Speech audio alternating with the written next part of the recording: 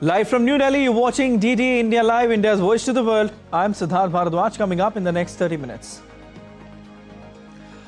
Prime Minister Narendra Modi arrives in London on two-day visit to the UK. PM to hold wide-ranging discussions with his counterpart Keir Starmer on entire gamut of bilateral relations. Russia and Ukraine conclude first peace talks in 7 weeks as clock ticks on Trump ultimatum. And President Trump unveils new trade deals with Japan, Philippines and Indonesia as Asia navigates tariff pressures and strategic shifts.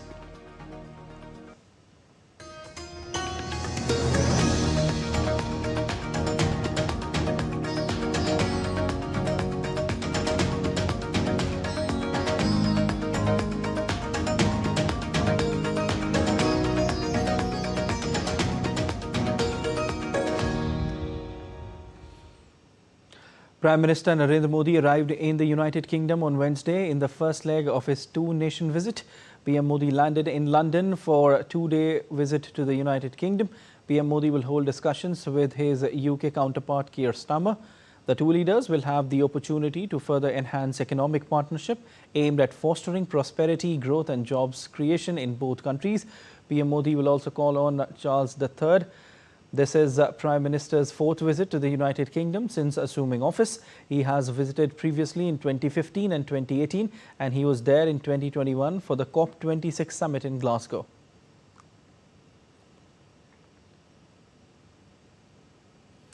Prime Minister Narendra Modi received a grand welcome from Indian diaspora in London.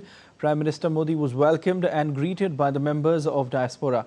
PM Modi also met and interacted with the members of the diaspora.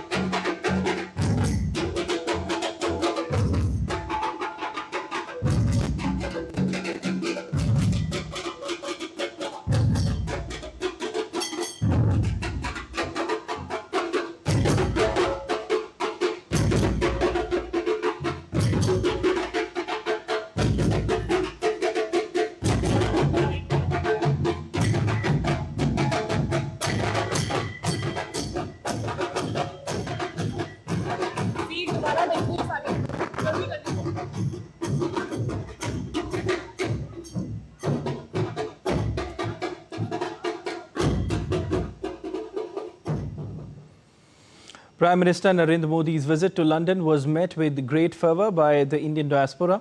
Members shared their enthusiasm and joy following a personal interaction with the Prime Minister. Let's listen in. It's amazing that he has come and it's amazing that we all got a chance to see him so personally, and the work he's doing is extraordinary. He's uniting all of us and he's doing for whatever we need to do for Bharat Mata, we will help in doing. It's amazing inspiration he is for all of us. We want to be like part of it. We want to encourage him and we want to just whatever we can do, a little step to make it happen, whatever he thinks and what are his plans. We are basically the common people of Odisha and we are really happy to showcase that to Modi ji. Super excited. Thank you for coming to UK. Keep on visiting more. I think we are very happy to see Indian Prime Minister in the UK and we are part of Maharashtra Mandal London and we play Doordarshan group. It's one of the oldest society that we have in London and we are here to represent the Maharashtra tradition. It was fantastic to see him. Really, I couldn't get to touch him. We didn't shake hands, but very nice to see him close up. I literally started crying. You can see the tears in my eyes, the joy of seeing him live. And then the work which he's doing for the country is amazing. Like, he made us proud wherever we go. All right, we just saw the reaction of the Indian diaspora there in London, where Prime Minister Narendra Modi arrived, and met with the diaspora, and they all were really, really excited. They said that Prime Minister Narendra Modi is inspiration to everyone, and whatever they hoped Prime Minister Narendra Modi is doing that. I think we've been joined by our correspondent Gautam Roy, who is joining us from London. Hi, Gautam. Yeah, hi Siddharth, how are you doing? Good, Gautam. I hope you're doing well. Gautam, indeed a significant visit. And we just saw the reaction of diaspora, Gautam, and you were also there. They were so excited. Tell us about that. You had a word with them. What were they saying? Well, they were really, really enthused, Siddharth, because there was a whole bunch of them, really. It was interesting to see how many of them had come to greet Prime Minister Modi, despite the fact that this is the 4th time that he's visited the United Kingdom. It just seems that through the years, Prime Minister Modi has been at the head of affairs in India. The enthusiasm for him in the Indian diaspora, not just in the UK, but anywhere in the world, really, wherever he goes, has only been growing because of the fact that under his leadership, India has been rising. And an example of that will be there in the UK this time around as well, because we are going to have an exchange of an FTA, which has been negotiated since 2022, more than 3 years. It's taken its time, but it is going to be a very, very sweet, big-ticket moment, really. And all the Indian diaspora is aware of that. They are, of course, huge contributing. They've been contributing hugely to the UK economy as well, which has been in a bit of a slowdown mode in recent years. But with this FTA, it holds out a lot of hope that once the UK has that sort of an arrangement with a country which is the fastest growing large economy in the world, already number 4, it overtook the UK sometime back. The UK is at number 6 now. That the UK can also get back to its days of fast-paced growth. Maybe not like India is growing, but much better than what it's doing now. So there's a sense of a huge amount of enthusiasm, a sense of pride too. Indeed. Because these are people who may be away from home and they have settled down in the UK as well. They've taken citizenship in the UK. There's no dual citizenship for India. So many of them are OCI. They are OCI card holders, and they have links with India as well. So they look at the prospect of growing business ties between India and the UK and derive pleasure from that and see an opportunity in it as well. We've spoken to a bunch of people who feel and who have big businesses here. They're of Indian origin. Some of them have presence in the UK, in India, and some of them don't. And now they're saying that it's essential to have some sort of a foothold in India to ensure that they keep growing. Definitely, Gautam. And as Honorable Prime Minister Narendra Modi addresses them as Rashtraduts, indeed, for a fact that they bridge the gap between both the countries and also, somewhere responsible for, strengthening the economy of the country. Gautam, also, you just mentioned FTA. Apart from that, there is defense cooperation that is on the cards. Tell us something about that. Well, yes, certainly. India and the UK have been, of course, cooperating with the defense field is concerned, the sector is concerned. We have joint exercises. One of them, of course, is called Cobra, which has been a fairly successful one as well.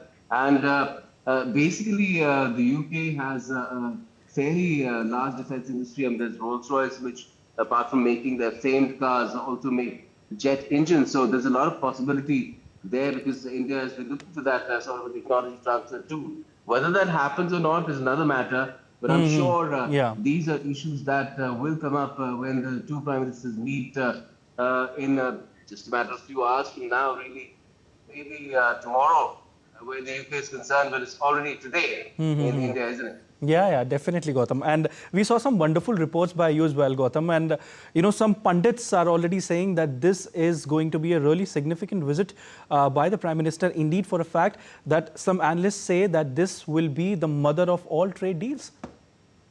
Oh, yes. That's the term being used by a number of people. Yeah. We've seen in my interaction with Lord Rainy Ranger, that term being used. We've spoken to Lord Karan Tilamoria as well.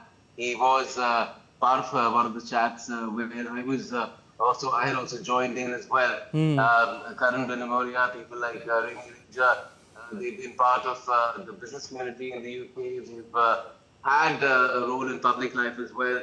And as far as public life goes, an Indian origin person also occupied the Prime Minister's chair in the UK in the form of Rishi Sunak. So there's a lot of possibilities there as well. People are looking with a lot of enthusiasm to see where this FTA can take India and the UK together. Some are saying that the UK economy could gain 0.1% every year. That's 4.8 billion British pounds. The same story goes for India as well. And the projection of jobs there is also tremendous, really, in hundreds of thousands that the jobs could be generated both in India and the UK because of this FTA, which will, make tariff zero as far as 99% of India's goods and services are concerned. Yes. In the case of the UK, tremendous decrease in the level of tariffs. If you look at, say, alcoholic beverages, the famed Scotch from Scotland duties will go from 150%, which is the current level, to when this FTA comes into effect next year, to straight away half, that is 75%. And over the years, next year, it will go down to 40%. So that will be a huge boost for the UK economy. And India is the largest consumer of whiskey in the world. That's a well-known established fact. So that holds a lot of promise for the UK. Apart from so many other things, I mean, the JCB is another example. It set up one factory in India, now it's expanded to many more, at least I think 3 more, and has become a hub. India has become a hub for export of JCBs to different parts of the world as well. Definitely, Gautam, and this visit will certainly strengthen the bilateral ties between both the countries. And we hope you keep sending us some wonderful reports like you've been sending us, and stay and enjoy your stay in London, Gautam.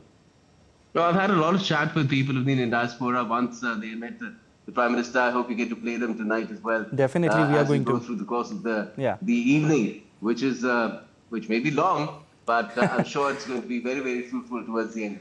Well, we'll be tagging you in those reports as well, Gautam. Thank you so much. Thank you. Prime Minister Narendra Modi's UK visit aims to strengthen bilateral ties between India and the UK. The two nations became comprehensive strategic partners in 2021, and this visit is expected to be another occasion to further enhance the already extensive bilateral relations. India and United Kingdom ties extend through centuries, but of late have been scaling new heights. Trade neared $55 billion in 2023-24, and cooperation in the fields of energy, security, technology, climate, and other critical areas has also been rising. All aspects of the relations are expected to get a fresh fillip now with Prime Minister's latest visit.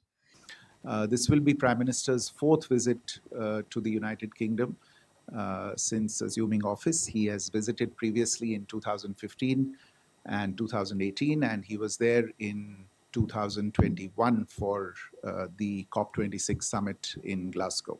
India and the UK have also been working on an over 2,000-page long trade pact since 2022. On the 6th of May, the Prime Ministers of two nations had announced the conclusion of all negotiations, indicating that a formalization is close at hand. During his 2-day UK stay, Prime Minister Modi will call on King Charles III, and he will also meet business representatives while having an informal interaction with members of the Indian diaspora. A review of the comprehensive strategic partnership is also on the cards, but in times of conflict as well as tariff and trade tensions, when the leaders of the two major democracies in the world will meet, it will also send out a clear message of openness, cooperation and stability. With camera person Sanjay Jaina, Gautam Roy, London, UK, DD India. And still to come on this edition of DD India Live. Germany and France discuss latest US trade policy decisions at Berlin meeting. And Israeli lawmakers back non-binding motion to annex West Bank.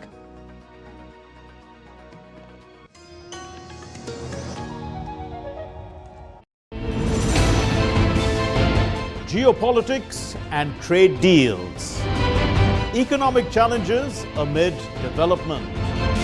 Hard work and the path to prosperity. It's the economy, always. Between walkers, money is what money does and says. Supply creates its own demand. Between the bulls pulls and bears tears. When supply chains globalization and India rises to the podium. We'll get you centered with the economic brief at 8 p.m. every Thursday on DD India.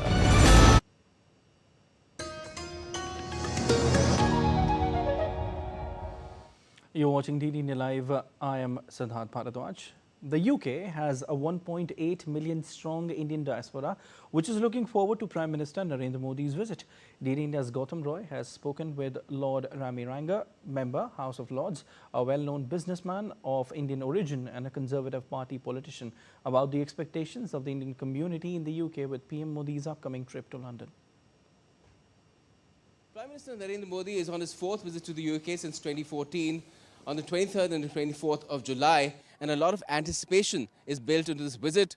With us is Lord Remy Ranger of Mayfair to talk about it. What can you tell us about your assessment of the tie so far, and what do you expect from this visit? This will be a mother of all trade deals, because this will be between the oldest democracy and the largest democracies of the world, sharing equal values. Is that sort of a message that you expect the two leaders to send out as well when Prime Minister Modi meets Prime Minister Starmer? Well, India is playing already a very important role in fighting against terrorism. The Quad is a proof that they value India's security. India is doing what the civilized world want to do. So therefore, the Prime Minister Starmer will be overjoyed to receive Prime Minister Modi, the most popular and the most decorated Prime Minister in the world, who has been honored not only by Shia Iran but also Sunni Saudi Arabia. That just shows you diplomacy. He's not only respected by Putin, but he's also respected by Trump. Yes. The two rivals, they envy. That just shows that we play a center stage. We don't want to join any groups. We are master of our own destiny, and therefore our contribution to the world will be balanced, collaborated, and just equitable. For the last 10 years, ever since Modi come, we say with pride, I'm Indian. What? Everybody now says, I'm Indian. Even the Pakistani friends say we're Indian. Well, let's hope that Prime Minister Modi this time around, along with his counterpart Keir Starmer, lead to a more heady and fruitful relationship between India and the United Kingdom. With cameraperson Jaina, Gautam Roy, London, DD India. Russian and Ukrainian negotiators met in Istanbul on Wednesday for their first peace talks in more than 7 weeks, with Moscow under pressure from US President Donald Trump to strike a deal or face tough new sanctions. Opening the meeting, Turkish Foreign Minister Hakan Fidan said he hoped the parties would make progress based on documents they exchanged at their last encounter in June in order to end this bloody war as soon as possible. Ukraine wants the meeting to lay the ground for a summit between Presidents Volodymyr Zelensky and Vladimir Putin that it sees as the key to any potential breakthrough. But the Kremlin played down expectations of any breakthrough in Istanbul. Previous talks on May 16 and June 2nd led to the exchange of thousands of prisoners of war and the remains of dead soldiers. But those meetings lasted less than 3 hours in total and made no breakthrough towards the ending the war, in fact, that started with Russia's full-scale invasion of Ukraine in February 2022. Trump has patched up relations with Zelensky after a public row with him at the White House in February and has lately expressed growing frustration with Putin. President Donald Trump announced a massive deal with Japan that includes a reciprocal tariff of 15% on Japanese exports to the US, with auto tariffs reportedly reduced to that level as well. Japan will will now pay a 15% tariff versus the reciprocal rate of 24% that they initially had. Auto and auto parts tariffs have been reduced to 15%, but the centerpiece of this deal now is the president got Japan to commit to $550 billion in investments to revitalize American industries. And these funds will be spent at President Trump's discretion and direction into key industries such as energy, semiconductors, critical minerals, pharmaceuticals, and shipbuilding. And the U.S. will retain 90% of the profits from any investments made by this $550 billion fund. The Trump administration is going to unveil a new strategy to bolster artificial intelligence in the country. United States is investing heavily in the AI industry to secure economic and military superiority.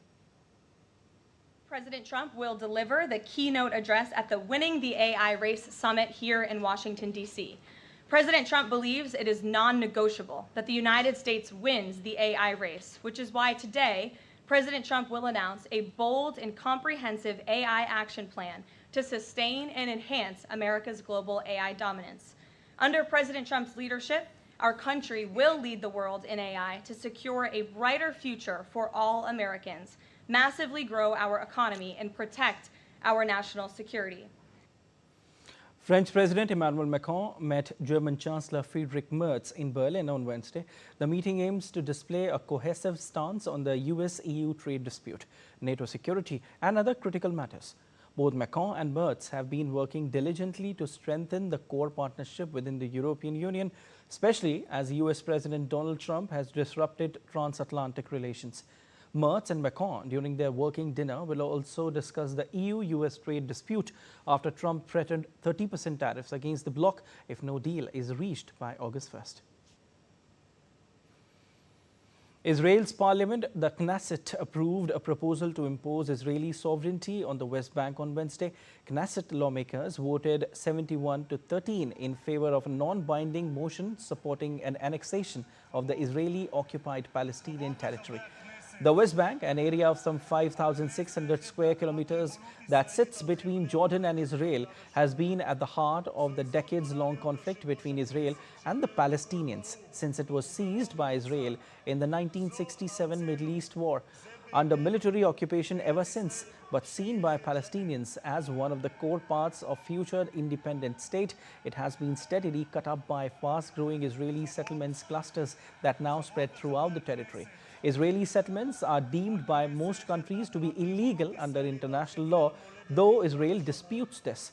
The Palestinian Authority, which exercises limited self-rule in the West Bank, condemned the Knesset's move. Israeli Foreign Minister Gideon Sa'ar met his Ukrainian counterpart Andriy Sybiha in Kiev on Wednesday to discuss defense cooperation and Iran. The ministers viewed a captured Iranian-designed Shahed drone used by Russia as a Geran-2 to attack Ukraine. Kyiv first accused Iran of supplying Shahed, so-called kamikaze drones, to Russia in autumn 2022, with Moscow's troops subsequently using them extensively for regular long-range attacks. The Geran-2 is a Russian-made version based on the Shahed design. Sa'ar said at a news briefing that the two countries agreed to launch a strategic dialogue on the Iranian threat. Sa'ar condemned Russian attacks on civilians and urged a stable and enduring resolution for the war that would ensure Ukraine's security. Japanese Prime Minister Shigeru Ishiba on Wednesday denied that he had decided to quit after media reports suggested that he planned to announce his resignation after upper house election defeat. In a press statement, Ishiba said that "I have never made such a statement. The facts reported in the media are completely unfounded." The reports came in after Japan and US unveiled its tariff deal. Earlier, Japan media reported that Ishiba will announce his resignation next month. And in sports, two-time Olympic medalist PV Sindhu and Asian Games champion Satvik Sairaj Rankireddy and Chirag Shetty sailed into the second round of the China Open badminton tournament on Wednesday. Sindhu dug deep to overcome world number 6 Tomoka Miyazaki of Japan. She won 21-15, 8-21, 21-17 in Changzhou. She has endured a difficult year so far, with her best finish being a quarter-final appearance at the India Open in January. Sindhu will now face her 17-year-old compatriot Unnati Huda in the next round. In the men's doubles, Satvik Sairaj Rankireddy and Chirag Shetty made light work of Japan's Kinya Mitsuhashi and Hiroki Okamura, registering a dominant 21-13, 21-9 victory. The Indian duo will next face Leo Rolly Karnando and Bagas Maulana of Indonesia. That's all for this edition of DD India Live, but let us know your thoughts on the news of the day. For those on the go, you can get all the latest news and updates from India and across the world on the DD India mobile app. And the app is available on both Android and iOS platforms, and you can scan the QR code on the screen to download now. We'll be back with more news as it breaks here on DD India. I'm Siddharth Bharadwaj from all of us in Delhi. Thanks for watching DD India Live.